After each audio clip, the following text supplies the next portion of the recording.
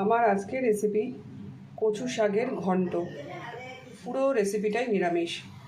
চলুন কিভাবে রেডি করি দেখাই। কচু শাকগুলো আমি ভালো করে কেটে ধুয়ে নিয়েছি, একটা বাটিতে জল ঝরাতেও দিয়েছি। আর এবারে আমি কচু শাকগুলোকে সেদ্ধ করে নেব। তার জন্য আমি উনুনে একটা হাঁড়ি বসিয়েছি। হাঁড়ির মধ্যে সেদ্ধ করলে ভীষণ তাড়াতাড়ি এবং ভালোভাবে সেদ্ধ হয়। এবার একটা হাঁড়ি বসিয়ে নিয়েছি, দেখতেই পাচ্ছেন। এবার হাঁড়ির মধ্যে কিছুটা জল দিয়েছি। জলটা মোটামুটি আমার গরম হয়ে গেছে। আমি এবারে কেটে রাখা কচু শাকগুলো দিয়ে দেবো।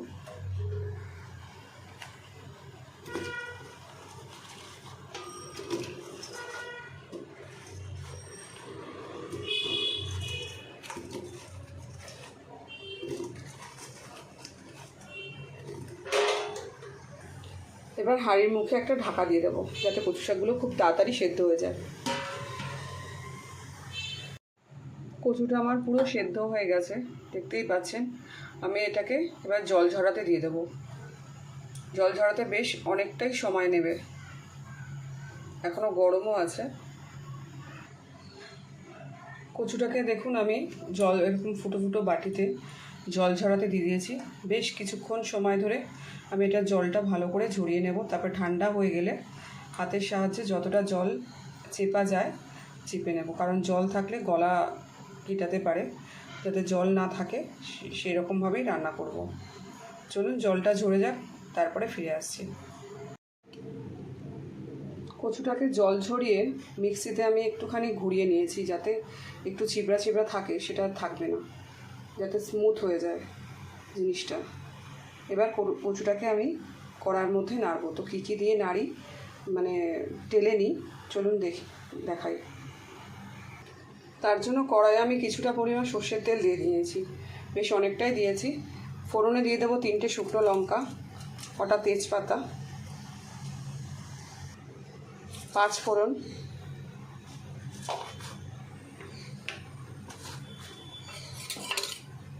ফোড়নটাকে আমি একটু ভালো করে ভেজে নেব, পুড়িয়ে নেব না।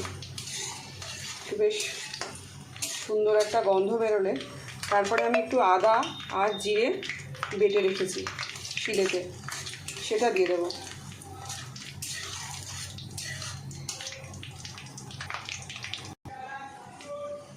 জিরে, লঙ্কা আর একটু আদা আর কিছু কাঁচা লঙ্কা চেরা দিয়ে দেবো।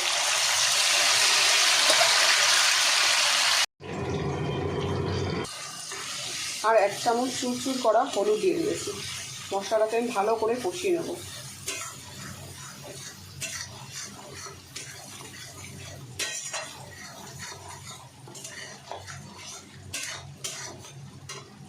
এখানে কিছু ভেজে রাখা বাদামের পেস্ট, বাদামটাকে মিক্সিতে গুঁড়ো করে নিয়েছি। কিছু দানা দানাও আছে, কিছু গুঁড়ো হয়ে গেছে, সেটাও দিয়ে দিলাম।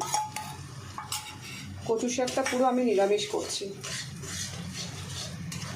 মাছের মাথা, চিংড়ি মাছ এগুলো দিয়ে তো খাওয়াই যায়। এভাবে বাদাম দিয়ে একবার কচু শাক খেয়ে দেখবেন।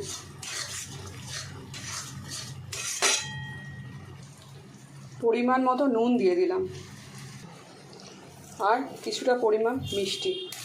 কচু শাক একটু নিরামিষ, একটু মিষ্টি মিষ্টি না হলে ভালো লাগে না।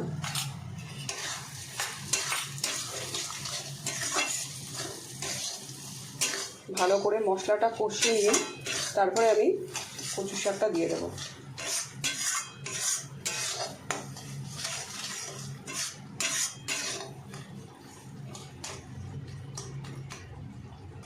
মশলাটা খুব সুন্দর করে কষানোও হয়ে গেছে, দেখতেই পাচ্ছেন। মশলা থেকে একটু বেশ তেল ছাড়তেও শুরু করেছে। আমি এবারে সেদ্ধ করা কচু শাকটা দিয়ে দেবো।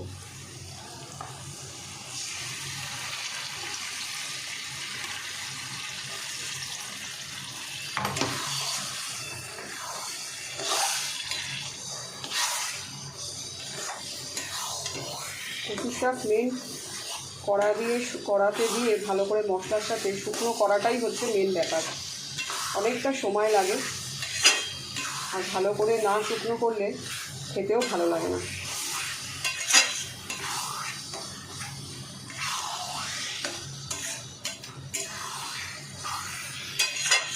অনেকটা সময়ও লাগে রান্না করতে এটা।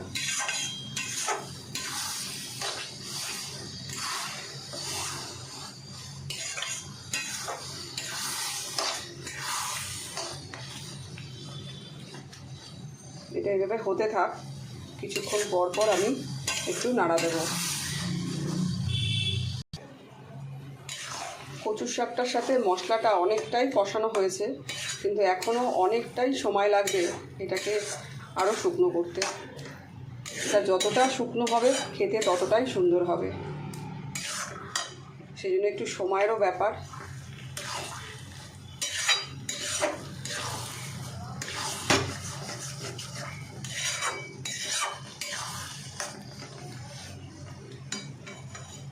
আর একটু শুকাক, আবারও কিছুক্ষণ পর দেখাচ্ছি।